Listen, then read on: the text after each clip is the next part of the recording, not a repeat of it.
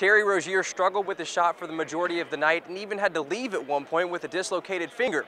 But down the stretch, he came up with 2 huge threes and a steal that helped the Cards seal a win over Ohio State.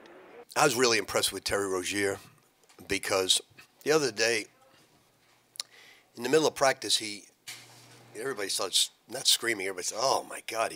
His pinky became an S. So he ran over to Fred and said, "Put it back in." It happened before when I was in prep school. This pinky had popped out of place, and I freaked out. One of my teammates popped it back in for me. So when I popped it out of place in practice, it was just like something I knew. I didn't freak out because I knew that it can get popped in place. So I walked right over to our team doctor, and he popped it in place, and I tried to get back out there. We were like, no, you gotta go get it taped up or something. So I got it taped up and immediately got back out there, and then just something that's temporary. I got an X-ray after the game, so just trying to get through it. And it popped out of place again on the court. Basically had one hand out there for like 5 seconds. You know it's throbbing, you know it's hurting. It's the second time he did it, and he took the big shot when we were up 3 to give us a lead, and that's a hell of a thing for a guy like that to do. I thought Terry Rozier, who didn't have his jump shot early, was getting every rebound, making big plays, and I thought he was great down the stretch. No, that's the type of guy he is. You know, he loves competition. You know, he doesn't back down from anybody, and you know, that was some huge shots. And you know, he's the type of player to take those type of shots. It just showed his ability and the type of player he is. You know, he's not gonna. A lot of people when he came in and tried to shot that and wouldn't have shot that ball. So that just showed he's a warrior, and that's why he's a special player. Christmas comes early for a family in need as former Bolivar basketball standout Willie Kemp gives back to his community. I just can't even explain it. All I can say is he's just a blessing. He is a blessing, and I just love him for it. Kemp starred at Bolivar High School before playing major college basketball at the University of Memphis. Now he's playing professionally in Romania. Overseas, you have a lot of time on your hands to think, you know, and I was thinking, you know, I wanted to adopt a family for Christmas and, you know, and just bless a family, you know, in my community in Hardeman County. Community members suggested the Hudson family, Charlene, Markevion, Mardrikis, and Jamarius. Charlene Hudson, she's the grandmother. Her daughter died of cancer last month. She was only 27 years old. And she left behind 3 small children, 3, 4, and 6, you know, and they really don't know what happened to their mother. For one thing, it's more meaningful to me is because I lost my mother at a very young age. I was 4 years old, so I feel like that I'm here for a reason, and that's for my grandbabies, to make sure they don't have to want for anything, to make sure they're loved like they're supposed to be. Without Kemp's help, the Hudsons say they wouldn't have had much of a Christmas celebration. But after today's surprise, it'll be a holiday the boys will never forget. Just to see the smile on those kids' face, you know, it was amazing. One of the best days of my life. In Bolivar, Ben Rainwater, WBBJ 7 Eyewitness News. It's a rivalry renewed, and the pressure can definitely be felt on the UK campus as the Cats are getting set to take on Louisville in the Sweet 16. So we decided to make our way around campus and see what the students are thinking heading into that game. The buzz around campus has been pretty crazy. We're all pretty anxious for the game on Friday. Wouldn't say we're nervous, but we're definitely ready to beat the Cards. We're excited. It's going to happen. Confidence will be key for the players, and it's definitely not lacking amongst the student body. But a few weeks ago when the Cats fell to South Carolina, morale was down and many lost hope. Fast forward to Sunday in St. Louis, and a win over Wichita State changed everything. People kind of got down a little bit through the season because expectations were so high early on. And now there's like a new life, you know, around here. Wichita game was the highest level I think that they've played all year. I think they'll continue that into the game. For the Cats to win, Julius Randle will have to play a major role. And the man in the middle will be matched up with Montrezl Harrell, who's a monster in the paint in his own right. But students say their big man on campus will win the battle of bruisers.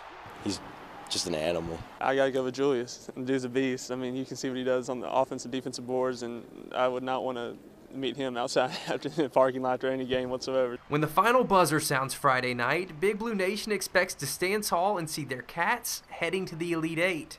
It's going to be a close game, but Kentucky's going to come out on top. 70-63 UK. 76, 72 Cats. But until then, they'll keep calm and wait for the big game. Go Cats. Go Cats. Go Big Blue, baby. In Lexington, Ben Rainwater, KSTV. Good evening and welcome to CN2 Sports. I'm Ben Rainwater filling in for Bruce Snyder. The Louisville basketball team is now 12-1 after a hard-fought 63-48 win over Long Beach State on Tuesday. The fifth-ranked Cards now turn their attention to ACC play, which gets underway this weekend with a road game at Wake Forest. The Demon Deacons are 8-6 on the season, 0-1 in conference play, and the U of L players believe their games to date have prepped them for what lies ahead. And this game was all dogs from the very beginning. First quarter action, Georgia quarterback Hudson Mason drops back and finds Chris Conley streaking down the field for a 44-yard touchdown. Dogs up 7-0. U of L would strike right back, though, to tie the score up at 7 apiece after an 11-yard touchdown pass from Kyle Bolin to Gerald Christian. Bolin finished the game with 300 yards passing, this touchdown and 2 interceptions, but he had to split time at the quarterback position with Reggie Bonifant. The true freshman played 2 series for the Cards. Neither went particularly well. After a 3-and-out that included a sack, Bonifant returns to the game, immediately throws an interception of his own, and that would lead to a Georgia field goal to make the score 10-7. And from there on out, the Dogs would run over the Cards. Georgia freshman running back Nick Chubb leading the way with 266 yards on the ground and 2 touchdowns. UGA goes on to down U of L in the season finale by a final score of 37-14. Louisville finishes the year at 9-4 in the school's first year in the ACC. Welcome back. The U of L basketball team was in action last night against Long Beach State, and the 49ers put up quite a test against the Cards. A couple of changes into the starting lineup. Anis Mahmoud taking over at center and Shaquan Aaron starting at shooting guard. For Chris Jones, the 7-footer would make an immediate impact on this game, scoring the game's first bucket from mid-range and then putting back a Wayne Blackshear miss from 3. This game would be very close throughout the first half before U of L went on a run to take a 34-19 lead into the break. Cards would go on to lead actually by as many as 22 points early on in the second half, but the 49ers just wouldn't go away. Louisville's lead cut to 9 points with 2:44 to play. That's when Montrezl Harrell took over, scoring the Cards' final 6 points of the game to close out a hard-fought 63-48 win. Harrell finished with 16 points, but it was Terry Rozier leading the way with 23 points, 7 rebounds, and 6 steals. Following the game, head coach Rick Pitino said the Cards are still working to get everybody on the same page. Tracy Jackson leading the way with 19 points, including hitting 5 of 9 from downtown. The win marked Ray Harper's 400th as a collegiate head coach, and after the game, he reflected on his career thus far. Pick 3, not a surprise, but it's exactly where I wanted to be, guys, because it means you two are going to have to pick first and second. I just get whoever falls to me. I get back-to-back picks. I get 5 picks in total. You know what? The people of Philly and Orlando are really excited right now to know that I'm in control. The Philadelphia 76ers select Jabari Parker from Duke University. All right, you guys made this too easy on me. Obviously, there's a top 3 in this draft. It's Jabari Parker, it's Andrew Wiggins, it's Joel Embiid. I had to pick the one that was left over, and Philadelphia will happily take him. Ben, you had Bo Ryan, was your wild card. Wisconsin, Kentucky just played them. It was a big game.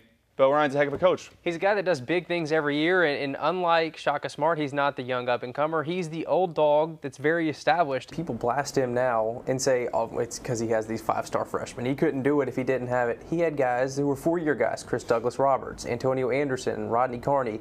These guys weren't 5-star recruits. Some of these guys were unranked players that he took to Final Fours when he was at Memphis. That's why he's at Kentucky. He's not here because he failed in a former life. He's here because he's the best coach in the country.